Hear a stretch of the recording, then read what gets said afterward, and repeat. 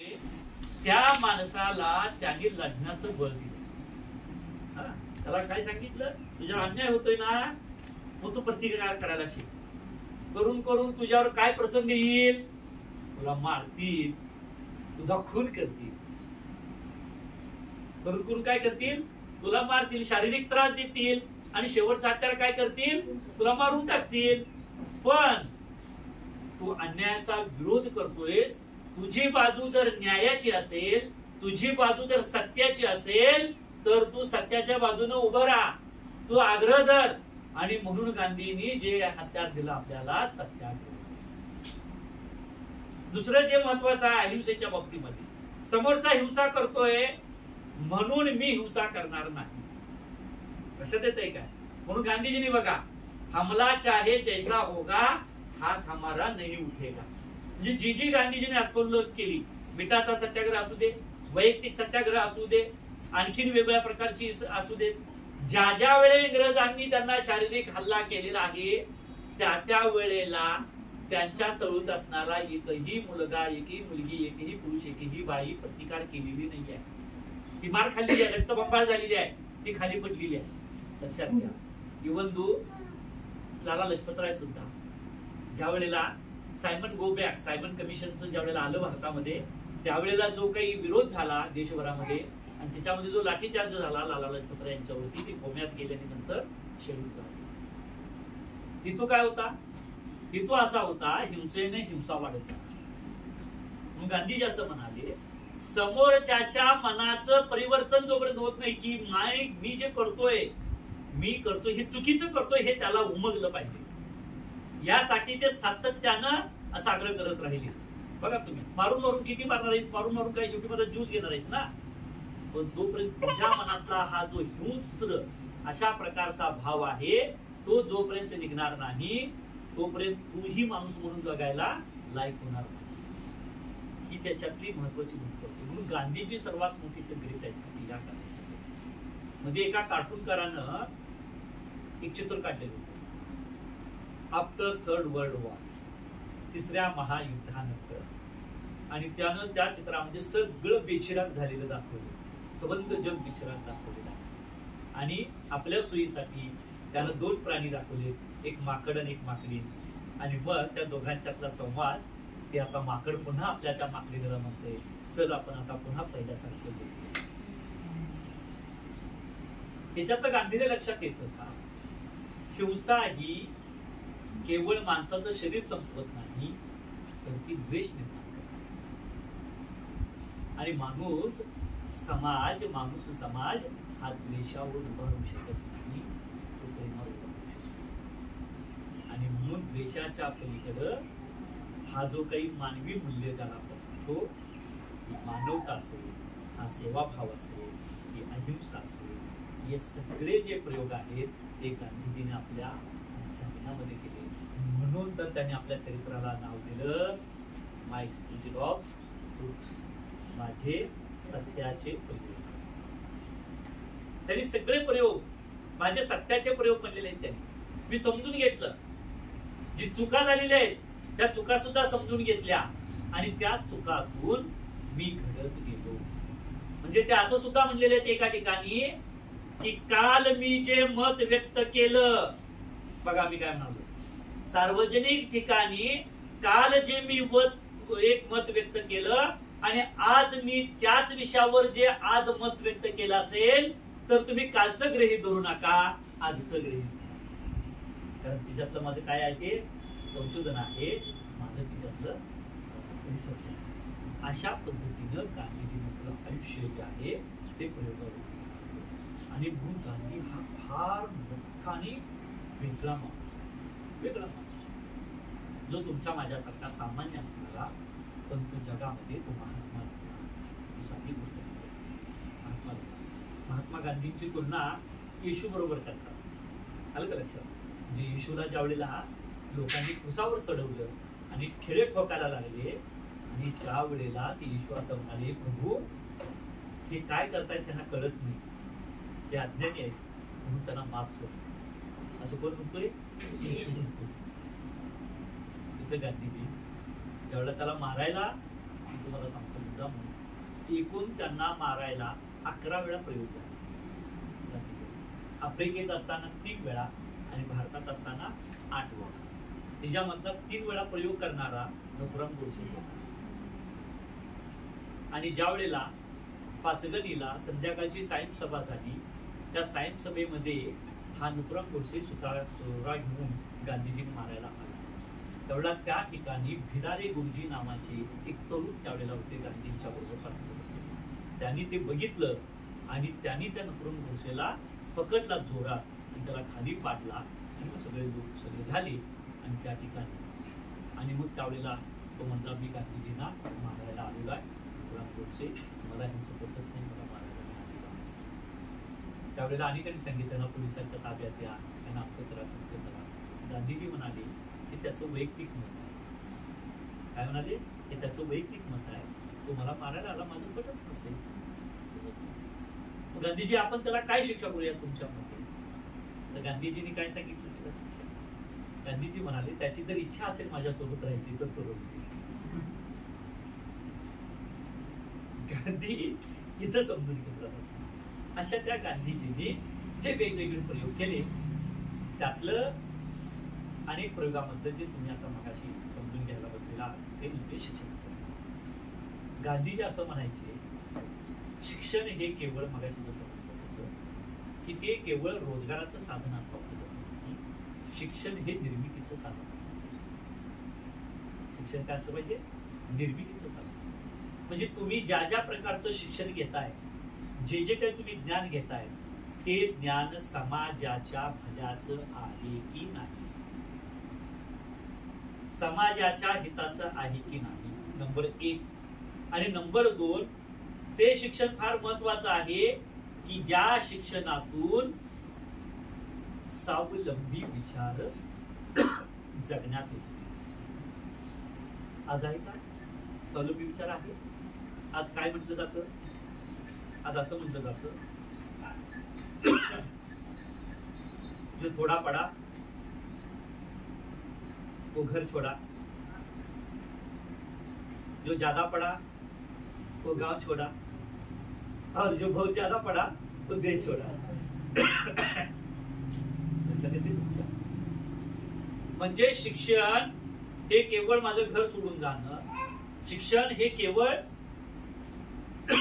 देश सोडून जाणं नाही, तर मी जे शिक्षण घेतो ते शिक्षण मी जिथं राहतो त्या माझ्या आजूबाजूच्या सगळ्या व्यवस्थेमध्ये मला त्याचा उपयोग करता येतो की नाही.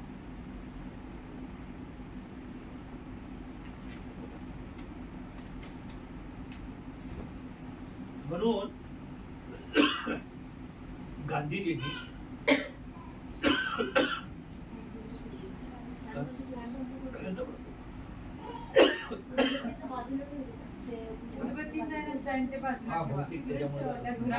मला लक्षात आलं नाही.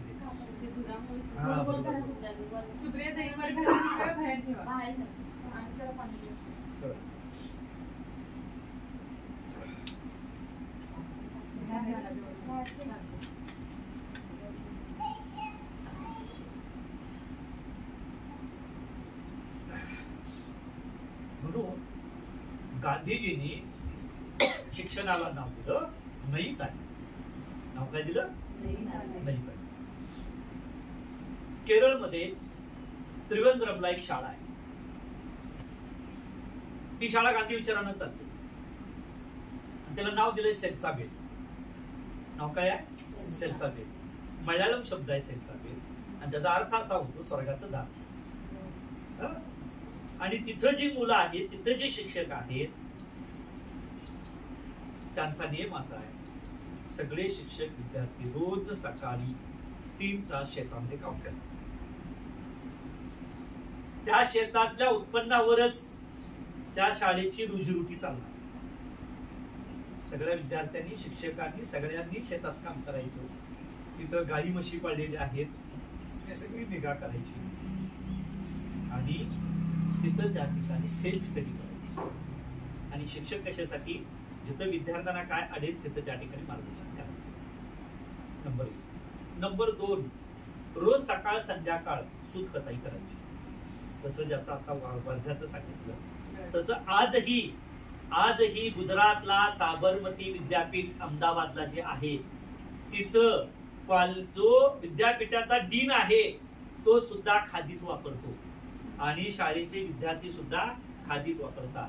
पण नियम असा आहे की ती खादी त्यांनी दुकानात आणायची नाही, प्रत्येकाला चरखा दिलेला आहे आणि रोज सकाळी बसायचं, तासभर सूतकताई करायची आणि त्याच्यामध्ये प्रार्थना म्हणायच्या गांधींच्या, आणि ती सूतकताई इतकं चांगलं दृश्य असतं ते एकाच वेळेला 1000 मुलं सगळी सूतकताई करत असतात। आणि मग ती सूतकताई केल्यानंतर ते जे सूत आहे ते हँडलूम, बघा मी काय म्हणायला लागलोय, पॉवरलूम नव्हे, हँडलूम। पूर्वी आपल्याकडे इचलकरंजीला हँडलूम होते, हातमाग ज्याला आपण म्हणतो, हातमागावर कापड तयार केलं जायचं, तसं ते हँडलूम, त्या हँडलूम वरती ते कापड तयार केलं जायचं आणि मग ते जाडं भरडं खादीचं कापड त्यावेळेला तयार करून ते घातलं जायचं। आजही नियम आहे, थोडासा कापडातला चॉईस बदलला असेल पण कापड खादीच असतं आणि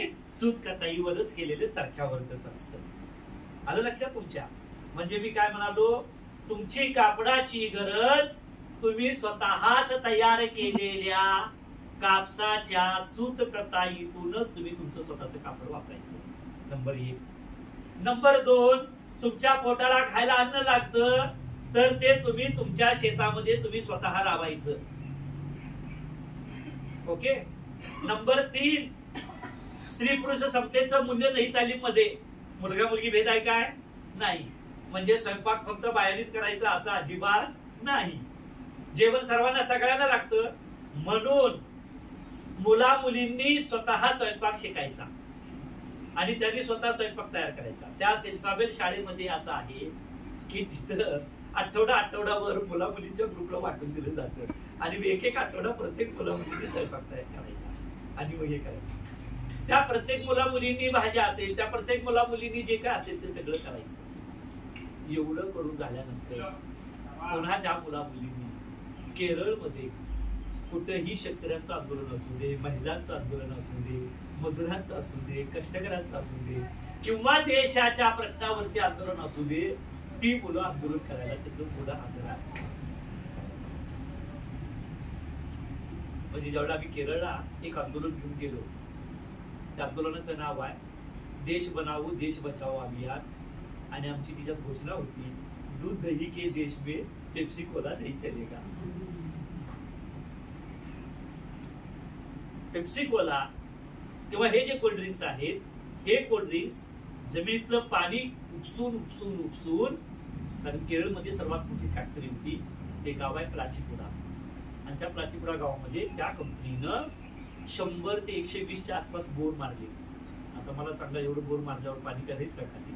सगळं पाणी मोटरनं उपसून ब्रॉटलिंग केले आणि मग ते सगळं पाणी संपलं तिथलं, पाण्याचे खनिज संपलं तिथलं आणि मग तिथल्या लोकांना पिण्याच्या पाण्यासाठी संघर्ष करावा लागला आणि मोठं आंदोलन देशात तिथं झालं, फॅक्टरी बंद पडावी म्हणून अनेक लोक त्याच्यामध्ये खूप मोठ्या पद्धतीने, आणि मग त्या आंदोलनामध्ये मी सहभागी होतो नेत्यांच्या सोबत आणि तिथं मग त्या ठिकाणी त्यांची एवढी मागणी होती की आम्ही आमचं गावाचे मालक आहोत, त्यामुळं या गावामध्ये काय करायचं आणि काय नाही ते कोण ठरवणार? आम्ही ठरवणार। गांधीजींनी आपल्या त्या प्रयोगाला नाव दिलं ग्राम स्वराज्य। नाव काय दिलं? ग्राम स्वराज्य। ग्राम स्वराज्य म्हणजे दिल्ली मुंबईत काय सरकार निर्णय घेता येते ते घेऊ दे, पण तुम्ही गावचे निर्णय तुम्ही घेतले पाहिजे। हे जे मॉडेल तुम्ही उभं केलंय, शाळा कशी चालवावी याचं धोरण मुंबई दिल्ली ठरवणार नाही तर आमचं गाव ठरवेल। लक्षात घ्या मी काय म्हणालो, गावाची गरज काय आहे, गावाच्या अन्नधान्याची गरज किती आहे, तेवढं अन्नधान्य गावामध्येच पिकवलं जाईल। गावामध्ये औषध उपचारांची गरज आहे ना, तेवढ्याच औषध उपचार गावात तयार केली जातील, म्हणजे कुठली? आयुर्वेदिक, त्याची लागवड गावात केली जाईल। गावामध्ये तुम्हाला वृक्षांची गरज आहे, ती तुम्ही पूर्ण केली पाहिजे। गावामध्ये पाण्याचा प्रश्न तुमचा आहे, गावात पाण्याचा प्रश्न तुम्ही सोडवला पाहिजे। अशा सगळ्या पातळ्यांवरती हे शिक्षणाचं नवीन मॉडेल महात्मा गांधींनी तयार केलं आणि म्हणून मी तुम्हाला म्हणालो हे नयित आहे. म्हणजे बघा तुम्ही त्याच्यात काय काय आहे. कष्टाशिवाय अजिबात खायचं नाही. 11 व्रत जी आहेत, एकादश व्रत ज्याला आपण म्हणतो गांधीजींनी दिलेली, ते एकादश व्रतामध्ये सत्य अहिंस याच्या बरोबर काय दिलेलं आहे, स्वावलंबन दिलेलं आहे, त्याच्याबरोबर दिलेलं आहे अनेक या ठिकाणच्या शोषणाच्या पलीकडे जाऊन माणूस म्हणून जगणारी स्त्री पुरुष समता आहे, भयवर्जन आहे, हे सगळं तिच्यामध्ये एकादश व्रत आहे. हे एकादश व्रतच म्हणजे नयित अहिंम. आलं लक्षात तुमच्या? म्हणून मुला मुलींनी त्यांना कष्टाची सवय लागली पाहिजे. आज मुलगा टाय घालतो, बूट घालतो आणि दारात गाडी येते आणि मग तो गाडीत बसून शाळेत जातो, म्हणजे त्याचे पाय बुटामध्ये अडकले की दिवसभर बुटातच असते, संध्याकाळी बुट काढलं की परत घरात असते. मातीशी नातं आहे का त्याचं? नाही. जे मूळ मातीशी नातं ठेवत नाही त्याला माता आणि माती कळणार कशी? म्हणून सर्वात महत्वाचं गांधींचं मूल्य आहे, तुम्ही मातीशी नातं ठेवा. एकदा महात्मा गांधीजी वर्धा आश्रमामध्ये त्या ठिकाणी श्रमदान करत होते. डोक्याला त्यांनी कापड बांधलेलं आहे, टॉवेल बांधतो आपण तसं त्या पद्धतीनं पंचा नेसलेला आहे आणि काम करायला लागलेत.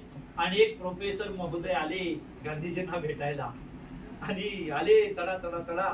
आणि मग त्यांना काही गांधीजी ओळखून आले नाही. ते म्हणले मला महात्मा ते मोहनदास गांधींना मला भेटायचं आहे. अहो काय काम आहे तुमचं सांगा? नाही मला त्यांना भेटायचं आहे. अहो पण तुमचं काय काम आहे त्यांना सांगा तरी. मी प्राध्यापक आहे, तू कोण मला विचारणार? मला गांधीला भेटायचं आहे, तू काय करणार सांग तेवढं. पण तुमचं काय काम आहे ते सांगाल का? नाही मला त्यांना सांगायचं आहे. पण मीच आहे, मला सांगा. प्रोफेसर, पण प्रोफेसरची आपल्याकडची आयडेंटिटी काय आहे? यस, बरोबर की नाही? I am professor, I am प्राध्यापक, आय एम जेंटलमॅन, बरोबर ना? आणि मग माझं स्वतःच असं मी फार त्यावेळेला बघितल्यानंतर तो खजित झाला. गांधीजी म्हणाले मी बॅरिस्टर आहे.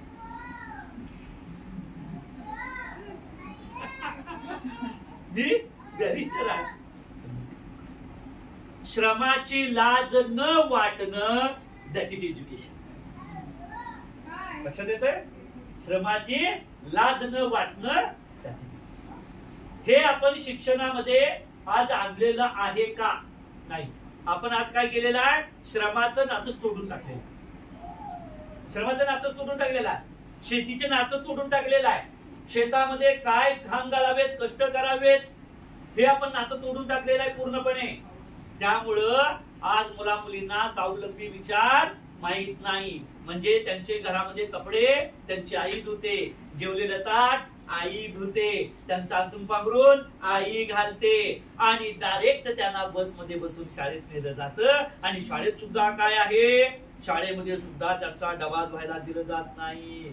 शाळेमध्ये सुद्धा त्यांना आपलं स्वतःच काही करायला दिलं जात नाही. शाळेमध्ये सुद्धा त्यांना टॉयलेट क्लीन करायला कोणाला ठेवलं गेलंय? बरोबर की नाही? गुरु साहेब महात्मा गांधी असं म्हणाले, ज्याला स्वतःच टॉयलेट स्वच्छ करता येत ते मूल्य शिक्षण. मग हे फार महत्वाचं आहे की नाही? म्हणून महात्मा गांधीजी पैखाना साफ करायचे. कुठल्याही आश्रमात गेले की गांधीजींचं पहिलं काम असायचं सकाळी काय करायचे? पैखाने साफ करायचे. ते काय म्हणायचे? त्यात समतेचं सूत्र सांगायचे. पूर्वी महिला वाहून नेणं, पैखाने साफ करणं हे कुणाचं काम होतं? भंगी लोक. भंगी लोक काय करायचे माहितीये? ते जे आहे ना तो सगळा महिला विचार करा, तो स्वतःच्या हातानं तो महिला सगळा त्या भंगीत बघायचा, तो महिला काढायचा. भंगी साफ. गांधीजी म्हणते आपण संडास करतो, घाण आपण करतो, आपली घाण काढायला आपल्याला काय लाज वाटत? आपलं टॉयलेट आपल्याला स्वच्छ करायला काय लाज वाटत? भंगी हे भंग्याचं काम हे तुच्छ आहे असं आपण मानता उपयोगाचं. जो स्वच्छतेचं काम करतो ते सर्वात वरचं काम. म्हणून भंगी आणि सर्वसामान्य माणूस एकाच पातळीवरती श्रमाचं मूल्य निर्माण करण्याचं काम करतात. दुसऱ्या बाजूला तेच काम गांधीजीने आणखीन एक केलं. मेलेलं जनावर पूर्वी कोण घेऊन जायचे? एखाद्या घरामध्ये जनावर मेलं, म्हैस मेली, रेडकू मेलं तर कोण घेऊन जायचं? नाही, सांभार न्यायचं गावचं. तो न्यायचा दलित समाज. आलं का लक्षात? दलित समाज तो घेऊन जायचा बघा. आणि तो ते मेलेलं जनावर आपण त्याला कळवायचं. मग तो दोघा तिघांना घेऊन येणार. ते कसं असेल त्याच्यावरती ठरवून. जनावर मोठं असेल तर गाडीमध्ये घालून ते गाडी ढकलून घेऊन गावाच्या बाहेर जायचं. जनावर कापायची आणि त्याला एक व्यवसाय होता, त्याचं नाव तर कातडी कमावणं. आणि मग ते काय करायचं, ते जे कातडं आहे ते कातडं काढायचं. ते कातडं तो कुणाला देणार? चांभारला देणार. आणि मग त्याचं जे काही मांस वगैरे जे आहे त्याच्यामध्ये पण नख असतील, शिंग असतील, ही सुद्धा वेगळ्या पद्धतीनं विक्रीसाठी हे करायचं त्याचा वापर. आणि ते मांस वगैरे ते सगळं टाकून द्यायचं. म्हणजे मेलेलं जनावर वाहनाचं काम एका अशा समजल्या गेलेल्या दलित समूहाला, टॉयलेट साफ करण्याचं काम एका भंगी समूहाला, अशी जी कामाची विभागणी होती, जात व्यवस्था, गांधीजींना ती मान्य केली. गांधीजी काय म्हणाले? आपण जर स्वतः घाण करत असतो, आम्ही जे जेवतो तीच मैला आपण जर आपल्या पोटातनं जात असेल तर ती स्वच्छ करायला दुसऱ्या एखाद्या माणसाला करायला लावणं याच्यापेक्षा वाईट काही नाही आहे. म्हणून एका पातळीवरती गांधीजीने हा जसा श्रमाचा संस्कार दिला तसं स्वतः गांधीजींनी मेलेलं जनावर सुद्धा सोडलं. विचार करा तुम्ही, गांधीजी किती प्रयोगशील माणूस होता. गुजरात मधल्या एका अतिशय वैश्य समाजातला, वाणी समाजातला, त्या काळातला बॅरिस्टर असणारा गांधी, त्या काळातला बॅरिस्टर असणारा गांधी जनावर कापून ते जे काही आहे ते सगळं मूल्य या ठिकाणी जगण्यामध्ये आणला. आणि मगाशी गुणाईक म्हणाला तसं त्यांनी स्वतः चप्पल शिवायला सुद्धा शिकले. चप्पल शिवायला सुद्धा शिकले. नई तालीम मधला तो भाग आहे. जनावर, मेलेलं जनावर ओढणं, मेलेल्या जनावरचं ते सगळं काढणं, कातडी कमावणं, चप्पल शिवणं, नई तालीमचा भाग. संडास साफ करणं, नई तालीमचा भाग. आणि ज्याचा उल्लेख मगाशी केला मी स्वतः ते डॉक्टर. म्हणजे काय, त्यांनी जे काही आपल्या ह्याच्यामध्ये असणारी वेगवेगळी साधी शेळ्याची पिल्लं बघा तुम्ही, त्याची सुद्धा सेवा महात्मा गांधींनी केली. ते जसं जनावरचं करायचे तसे महारोगी, ज्याला आपण काय म्हणतो कुष्ठरोग, आणि कुष्ठरोग्यांची सेवा करण्याचं काम सुद्धा महात्मा गांधींनी केलं. कोण कुष्ठरोगी होते ज्याची महात्मा गांधींनी सेवा केली? पहिला कुष्ठरोगी म्हणून महात्मा गांधींनी सेवा केली ते म्हणजे ज्यांचं नाव त्यांनी घेतलं आचार्य विनोबा भावे. त्यांचे थोरले बंधू, त्यांचं नाव शिवाजी भावे.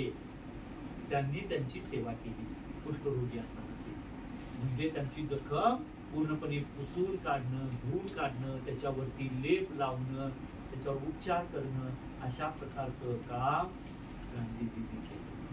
असं समग्र हे सगळं गांधीचं हे सगळं त्यांना पूर्णही तालीमचा भाग आहे. नव्या पिढीला हे आपल्याला दिलं. त्याला श्रमाचं मूल्य कळायला पाहिजे, त्याला समतेचं मूल्य कळायला पाहिजे, त्याला माती आणि माता याचं मूल्य कळायला पाहिजे.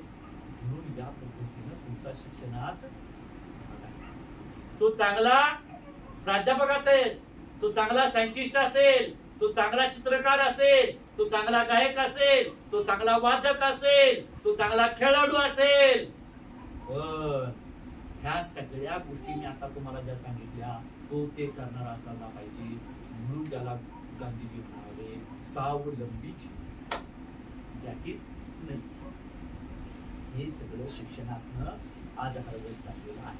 मग आम्हाला हे सगळं करायचं झालं तर मग काय काय करावं लागेल. आता काय काय करावं लागेल म्हणजे सगळ्यात अगोदर सर्वात महत्वाचं आहे ते म्हणजे अतिशय नम्रपणानं सांगतो त्याची सुरुवात स्वतः कशी करावी लागेल. गांधीजी काय म्हणायचे? स्वतःपासून सुरुवात. गांधींचे फार चांगलं सूचक वक्तव्य आहे. देश स्वतंत्र झाला, देश स्वतंत्र झाल्यानंतर गांधीजींनी या देशामध्ये काय काय करायला पाहिजे याच्या संदर्भातलं एक पत्र पंडित नेहरूंना पाठवलं. आणि पंडित नेहरूंना पत्र गेल्यानंतर एवढं सगळं मोठं पत्र बघितले आणि परत पंडित नेहरूंनी गांधींना पत्र लिहिलं. बापूजी तुम्ही एवढ्या काय काय काय काय काय काय सांगितलंय, कधी करायचं?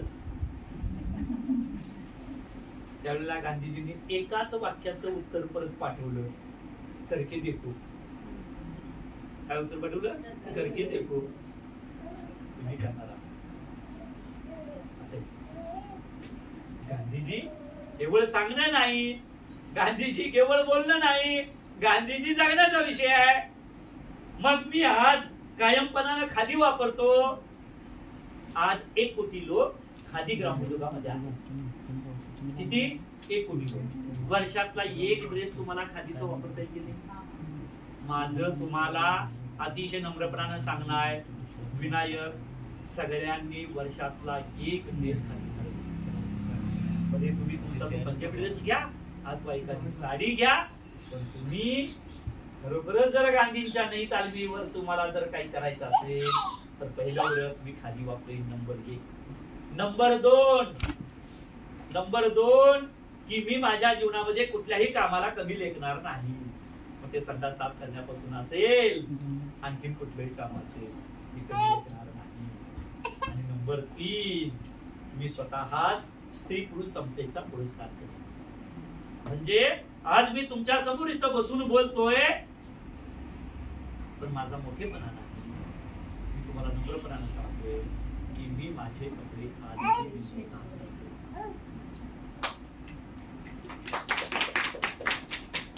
माझे कपडे मी का म्हणून मी धुवायला द्यावेत घरातल्या बायकांना, माझ्या आईला, माझ्या बायकोला मी का म्हणून धुवायला द्यावेत? आता तुमच्या घरात लगेच एवढं रुचणार नाही आणि तुम्ही लगेच असं म्हण ते काय सांगायचं नाही, तुमचे कपडे तुमचं तुम्ही द्यायचं असं तुम्ही ऑर्डर द्यायचं नाही. सर्वात महत्वाचं काय? मूल्य रुजलं पाहिजे सवलती. हा जरा प्रयत्न तुम्ही तुमच्या मुलांपासून आलं लक्षात. आपल्या मुलांमध्ये जेवलेलं पाक किमान आपली पोरं धुती की नाही ही सवय लावा.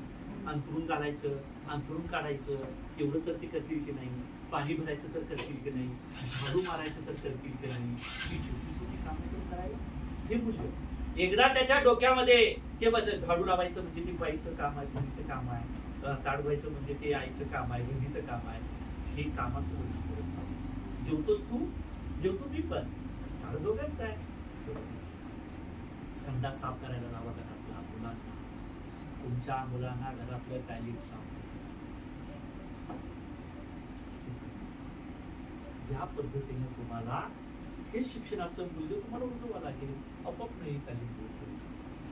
आता आपल्याकडे शेतीचा प्रयोग करायला शेत नाही, पण मी म्हणतो की बाकीचे जी आपल्याकडे येणारी मुलं आहेत या मुलांमध्ये ही मूल्य. मग मी काय म्हणतो, भले हे नसेल परंतु एखाद्या कुठल्या तरी संस्थेमध्ये आपण त्यांना मुलांना घेऊन जायचं, कधी त्यांना त्या ठिकाणी श्रमदान करायला लावायचं, झाड लावायचे, काहीतरी गवत कापू दे, काहीतरी करू दे.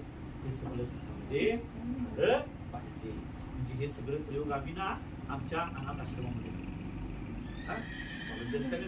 आमचं उडीला रत्नागिरी जिल्ह्यामध्ये एक पूर्ण अनाथ आश्रम आहे. तिथं आमची सगळी पोरं पावसाळ्यामध्ये भात लावणीचं काम करतात, भात कापणीचं काम करतात, इमारत दुरुस्तीचं काम करतात, सगळी कामं करतात. तुम्हाला सांगतो इव्हन दो कांदा कापणं असेल, तिथं स्वयंपाक करणं असेल, भांडी धुणे असेल, सगळी कामं आमची पोरं पुरी करतात. अशा पद्धतीने सगळं चालतं नाही. हे अंतिम काय आहे? माणूस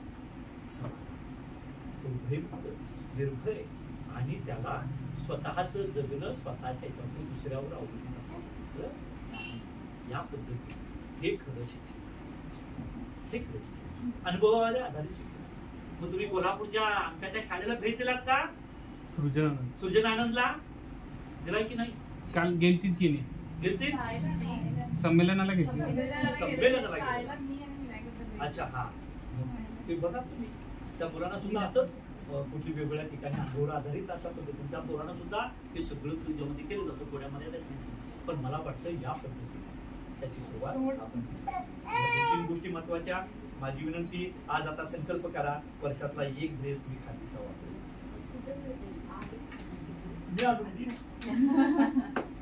काय अडचण नाही. सगळ्या दुकानात खादीचे ड्रेस आहेत. नाही, खादी सगळ्या दुकानामध्ये ही मिक्स खादी असते.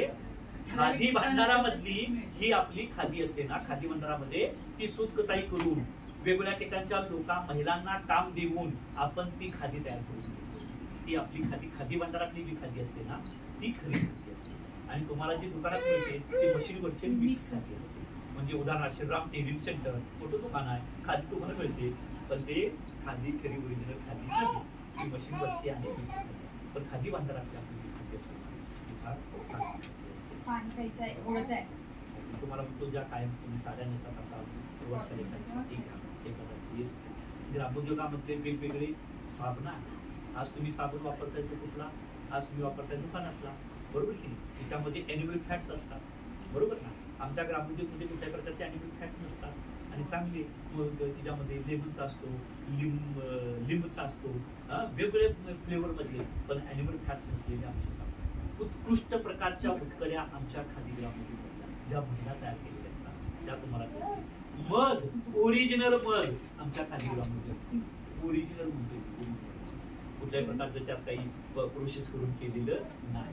चपला असतील, जमखानी असतील, अशी वेगवेगळे प्रकार. का तर माझी ही काय आहे, भीती आहे असं समजून आपण ती केलं पाहिजे. वेगवेगळी पुटणी असतील, तेल असतील, हे सगळं त्याच्यामध्ये आपल्याकडे आम्ही साबण तयार करण्याचं, तेल तयार करण्याचं आमचा एक वर्कशॉप आहे सेंटर. कुठं पनवेल जवळ तारा म्हणजे गाव आहे, त्या ठिकाणी सेंटर पूर्णपणे गांधी विचारावर नाही चालली अशा पद्धतीने काय. शाळा सुद्धा ती आमची वेगळ्या पद्धतीची शाळा आहे. म्हणजे एका वर्गाला एक खोली आहे, सेपरेट अशी इमारत नाही आहे. एका वर्गाला एक खोली, इतकं डिझाईन त्याचं चांगल्या पद्धतीने केलं आहे. आमच्या नर्मदातल्या जीवनशाळा ज्या आहेत आदिवासींच्या मुलांसाठीच्या, त्या जीवनशाळामध्ये आमच्या इथेच प्रयोग आहे. सुरुवातीला नर्मदा नरोणामध्ये मी ज्यावेळी शिकवायला लागलो, शाळा चालू ठेवल्या तिथं, तर त्यावेळेला आमच्या नर्मदा नरोणात जेव्हा डोंगर कपड्यातनं जंगलातली पोरं कुठला रस्ता त्याच्यात काय तेवढ्याला पाण्यातनं कधी येणार. पावसाळ्यात अडचण व्हायची, पण ती पोरं आली की मग स्वतःच तिथं मग त्या ठिकाणी सगळं स्वयंपाक करणं असेल, स्वतः तिकडनं असेल, स्वतःची झोपडी स्वतः बनणं असेल, या सगळ्या गोष्टी तिच्या आणि ती पोहोच. नई तालीममध्ये शिकलेला मुलगा आणि मुलगी हा खऱ्या अर्थानं सामाजिक न्यायाचा परिपोष पूर्ण करायला मदत करतो. जो बदामाचा शिरा खाऊन आणि फॅन खाली बसून आणि एकदम ह्याच्यात आलेला मुलगा आणि मुलगी उद्या गरिबांचं न्याय करेल का? जो श्रमात आलेला आहे, जो या व्यवस्थेत आलेला आहे, तो स्त्री पुरुष समता मानेल, तो जातीभेद पाळणार नाही आणि तो प्रामाणिकपणानं देशाचा कारभार करेल. एवढं त्या नई तालीमच्या शिक्षणाचं.